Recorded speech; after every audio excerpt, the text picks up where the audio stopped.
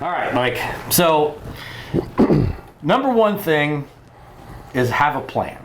Correct. Because this doesn't always go, there's not like a step one, step two, step three. This is always different. It's different for each header that you do. The reason being is when you look at the tubes, each header's got different bends in it. The tubes are closer, farther apart on some tubes. It really depends on what application, but there's no 1-2 set of headers that are the same, even for the same application. Right. So what you want to do is take a few minutes before you start and look the header over and make a game plan on how you're going to do it.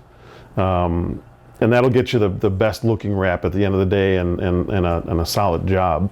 So when I look at these headers, what I'm looking at is how close some of these tubes are together. If I can wrap them as a single tube or I have to wrap them together because there's no space. So what I like to do is I like to pick out the areas that I'm going to wrap first.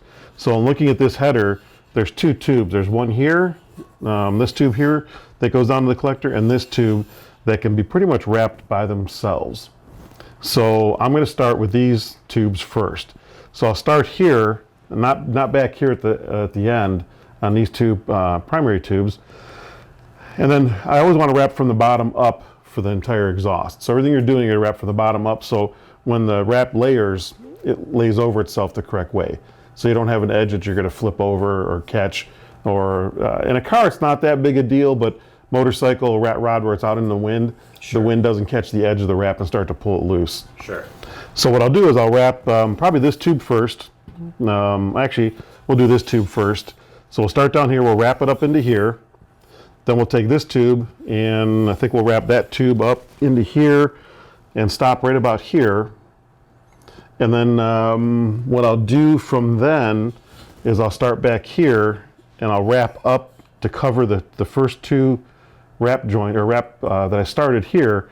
I'll wrap around it and then I'll start to wrap these bottom tubes together.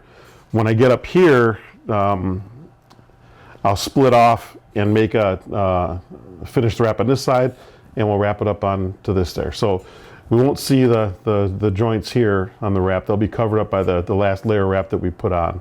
Okay. So we'll have the wrap in probably 4 pieces total. And then sometimes as you're doing it, you get to a point where you think the game plan's good, Right. and you get to a point and say, you know what, this isn't going to work out. So you got to make a decision: do I unwrap it and start over again, Right. or just continue on to try to make it the best you can? I typically, if the headers are off, try to do it the best you can the first time, Yeah. and be done with it then. So let me lay these down, and we'll take a little closer look at them, and we'll start the wrap process. Sounds good.